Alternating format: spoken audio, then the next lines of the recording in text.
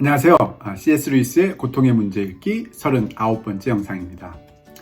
지난 영상들을 통해서 제6장 인간의 고통 첫 번째 장을 나누어 보았습니다. 그곳에서 인간의 고통이 어떻게 타락한 인간의 본성을 치유해 갈 수 있는지 그 가능성들에 대해서 생각해 보았는데요. 이번 영상부터는 제7장 인간의 고통 두 번째 장을 같이 나누어 보겠습니다.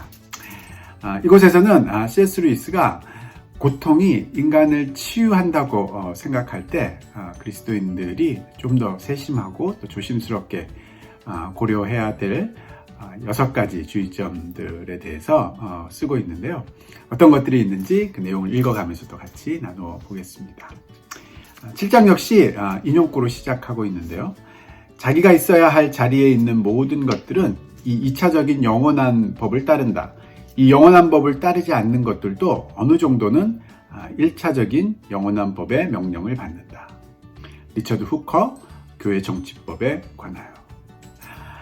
리처드 후커라는 이름은 앞에서 잠깐 언급됐었는데요. 16세기의 성공의 사자였습니다.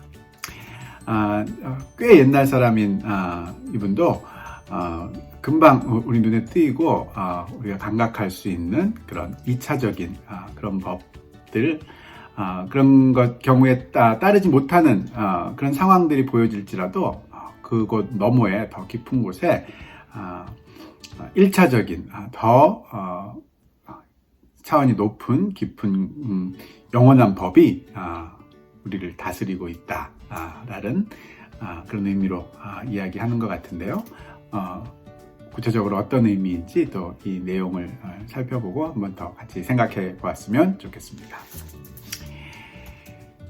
이 장에서 저는 인간의 고난에 대한 이야기를 완결짓는 데 필요한 6가지 명제를 제시하고자 하는데 각기 연결된 사항이 아니므로 순서는 자의적으로 배열했습니다. 인간의 고난에 대한 이야기를 완결짓기 위해서 6가지 명제를 좀 구체적으로 잘 살펴보기를 원하고 있는 것 같습니다. 그 첫 번째부터 한번 살펴보겠습니다. 1. 기독교에는 시련에 관한 역설이 있습니다. 가난한 자는 복이 있지만 그럼에도 불구하고 우리는 심판, 예를 들어 사회 정의와 기부금을 통해 가능한 모든 곳에서 가난을 청산해야 합니다. 우리는 핍박받을 때 복이 있지만 핍박을 피하기 위해 이 도시에서 저 도시로 도망갈 수 있으며 우리 주님이 겟세마네 동산에서 그리하셨듯이 핍박을 면하게 해주시기를 기도할 수도 있습니다. 그러나 고난이 정말 좋은 것이라면 피하기보다는 추구해야 하지 않겠습니까? 저는 이에 대해 고난 그 자체는 좋은 것이 아니라고 대답하겠습니다. 고통스러운 경험의 유익은 고난받는 당사자는 하나님의 뜻에 복종하게 되며 그의 고난을 목격한 사람들은 동정심을 품고 자비로운 행동을 하게 된다는 데 있습니다. 지금 그 첫 번째 명제로 기독교에서는 시련, 즉 고난, 고통을 역설적인 관점으로 대하고 있다고 하는데요. 그러면서 가난과 핍박을 예로 들고 있습니다. 즉 그리스도인들은 가난이 주는 효과를 알기 때문에 가난한 자는 복이 있는 자다라는 예수님의 말씀을 믿지만 그럼에도 불구하고 가난 그 자체는 사회 정의를 통해서 심판해야 되고 또 기부금 같은 자선 행위들을 통해서 우리가 청산해내야 되는 그런 것이라고 이야기합니다. 또 핍박도 마찬가지로 핍박 그 자체는 우리가 얼마든지 피할 수 있고 또 피하게 해달라고 기도할 수 있는 그런 대상이지만 핍박을 통해서 일어나는 효과들을 우리가 알고 있기 때문에 핍박 가운데 있을 때 그 효과들이 우리에게 좋은 영향을 미치기를 우리가 기대하고 또 그 안에서 하나님 앞에 복종하고 순종하는 법들을 배워가는 것, 그것이 기독교의 시련에 관한, 고통에 관한 역설적인 그런 태도라고 C.S. 루이스는 이야기합니다. 그렇지만 어떤 사람이 지금 말한 대로 고난이 정말 좋은 것이라면, 즉 고난을 통해서 인간이 치유받는 그런 것이라면 피하기보다는 추구해야 되지 않겠냐 이렇게 물어볼 수 있지 않느냐. 그 물음 자체에 대해서는 인정을 하고 있는데요. 그에 대해서 C.S. 루이스는 고난 그 자체는 좋은 것이 아니라고 단호하게 대답하겠다고 하네요. 그러면서 고난의 경험을 통해서 우리가 얻으려고 하는 효과는 고난받는 당사자는 하나님 뜻에 복종하게 되는 것, 또 고난을 목격한 사람들은 연민, 또 동정심 이런 것을 품어서 자비로운 행동을 할 수 있게 되는 것, 이런 것들이라고 이야기합니다. 즉 고난 그 자체와 고난의 효과를 구별해낼 수 있는 그 지혜가 그리스도인들에게 꼭 필요하다는 그런 이야기로 들립니다. 계속 읽어보겠습니다. 타락한 우주, 부분적으로만 구원받은 이 우주에서는 1. 하나님으로부터 내려오는 순수한 선, 2. 반항하는 피조물들이 만들어내는 순수한 악, 3. 하나님이 구원의 목적을 위해 그 악을 이용하시는 경우, 4.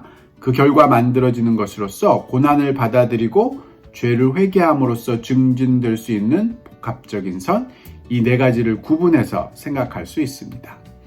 하나님이 순수한 악으로부터 복합적인 선을 만들어내실 수 있다고 해서 순수한 악을 저지른 사람들의 책임이 면제되는 것은 아닙니다. 하나님의 자비로 구원받을 수는 있어도 이런 구분은 아주 중요합니다. 죄를 짓지 않을 수는 없지만 죄를 지은 사람에게는 화가 임합니다. 죄는 확실히 은혜를 더하게 하지만 그것을 빌미로 계속 죄를 지어서는 안 됩니다. 십자가의 죽음 자체는 역사적 사건 중 최악의 사건인 동시에 최선의 사건이지만 유다의 역할은 여전히 악한 것입니다. 즉 C.S. 루이스는 이렇게 그리스도인들이 가져야 할 지혜, 올바른 구별의 그런 지혜들을 또 적용할 수 있는 예를 들고 있는데요. 타락한 우주, 즉 타락한 우리 피조계의 실제들을 보면서 그 속에서 하나님으로부터 내려오는 순수한 선과 또 반항하는 피조물들이 만들어내는 순수한 악, 그런 악에도 불구하고 그것을 이용해서 하나님의 구원의 목적을 이루시는 그런 하나님의 능력, 또 그런 하나님의 앞에서는 그것을 하나님의 춤이라고 표현했었는데요. 그런 것을 그 아름다움을 보면서 고난을 받아들이고 죄를 회개하고 하는 결국 피조물이 만들어내는 그런 복합적인 선, 이런 것들을 잘 구별해 내는 그런 지혜가 필요하다고 이야기합니다.